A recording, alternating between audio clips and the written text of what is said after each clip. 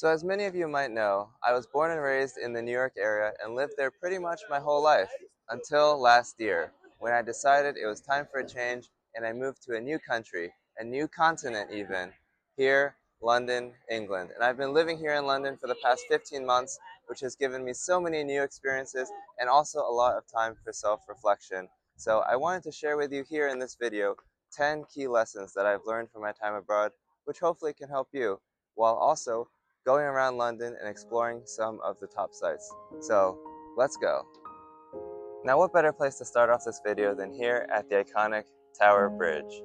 Lesson number 1 is be your own best friend. When I moved here to London last year, I did not know a single other person. So others will always come and go throughout your life, but the only person who is guaranteed to always be there with you is yourself.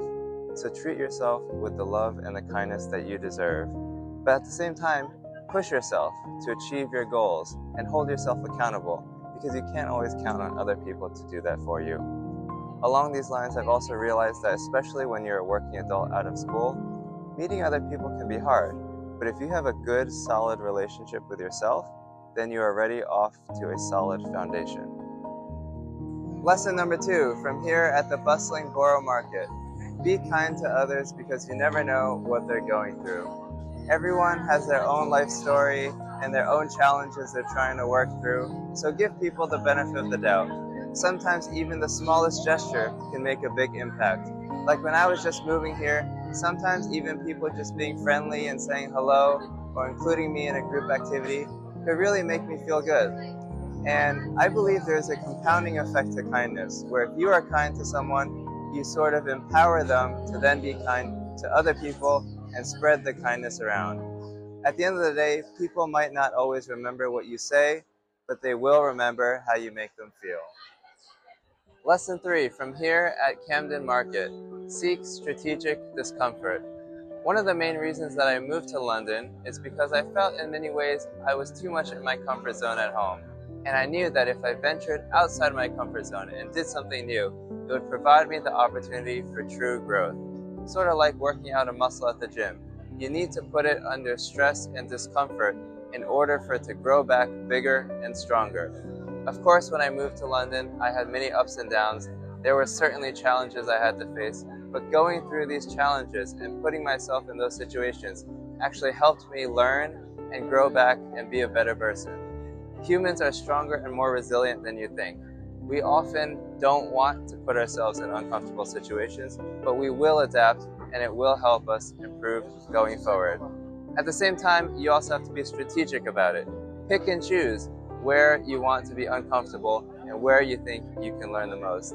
And that is exactly what I did in this experience. Lesson 4 from up here at the Primrose Hill viewpoint. Don't take your loved ones for granted. And I'm referring to both your family and your close friends.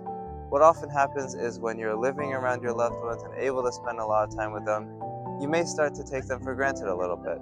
Only when you move away from them and lose that opportunity do you actually realize the importance of them.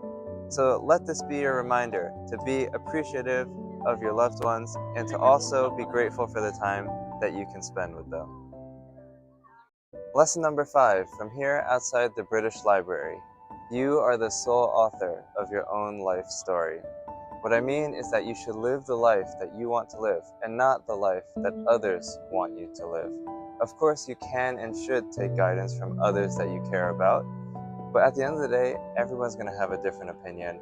There's always going to be people who disagree with your actions, people who don't like you or what you do, and there's no right path, but you have to ultimately decide that for yourself. And if you do what you feel you should be doing or what you want to do, then I believe the right outcomes and the right people will follow. I'm now taking a stroll here through Hyde Park for lesson number 6, which is true friendship takes mutual effort. I think it's in times of distance and difficulty when true friendship reveals itself. True friendship should extend beyond any physical limitations. True friendship should be where you're reaching out to each other because you truly want to, and you're willing to do things for each other even when it's hard to do or sacrifice is required. So ask yourself, are your friendships true friendships or actually friendships of convenience? Of course, I think you should put in your part of the effort to maintain the friendship, but sometimes if you find that the other person is not putting in their fair share of effort, maybe it's not a true friendship and it might not be worth your time. Lesson number 7, here from the famous Notting Hill neighborhood. Embrace the uncertainties of life and take more risks. I think people are so afraid of uncertainty that they try to avoid it altogether. But uncertainty is actually what keeps life interesting. After all, if everything was certain, what fun would that be? To use a sports analogy, instead of being so afraid of failure that you're sitting on the bench, just get in the game and shoot your shot.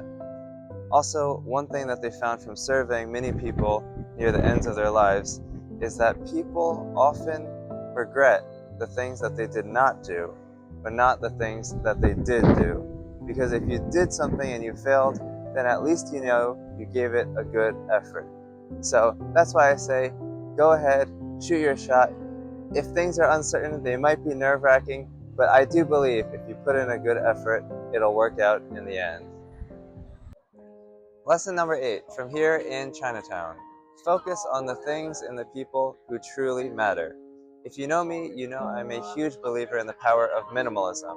And minimalism isn't just about money, it's also about time, energy, and the people you spend your time with. Productivity is not just a function of what you do, but it's also a function of what you don't do. So spend your time with people and doing things that really add value to your life and help you get to where you want to go. For example, I don't really care about buying fancy clothes, and so I don't spend my time there.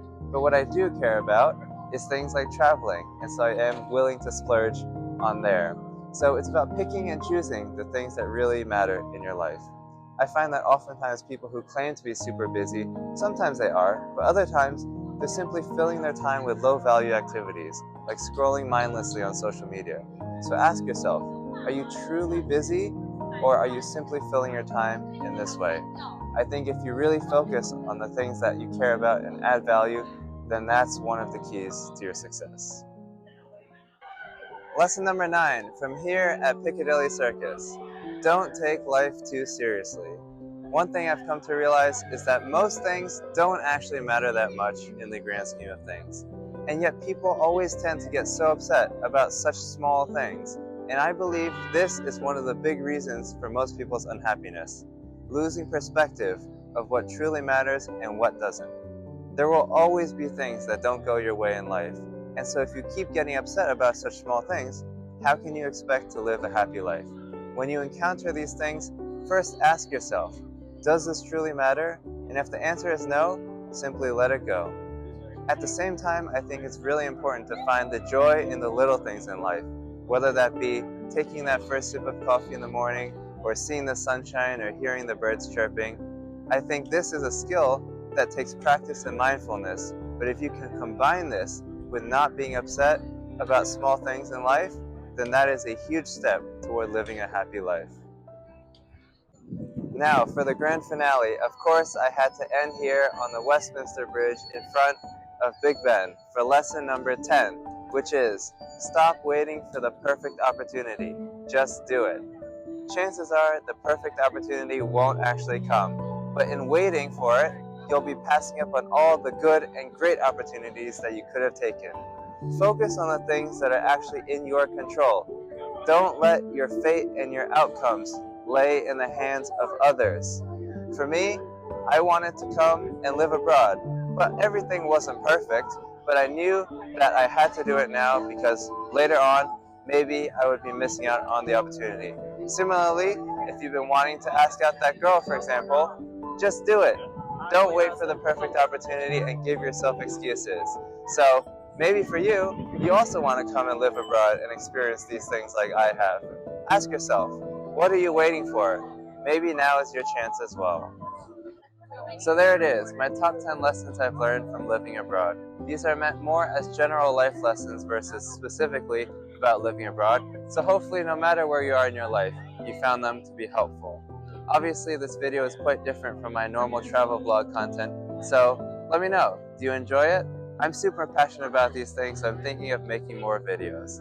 And also, by the way, I put so much time and effort into planning the locations and the shots of this video, so hopefully you noticed and appreciated the symbolism as well.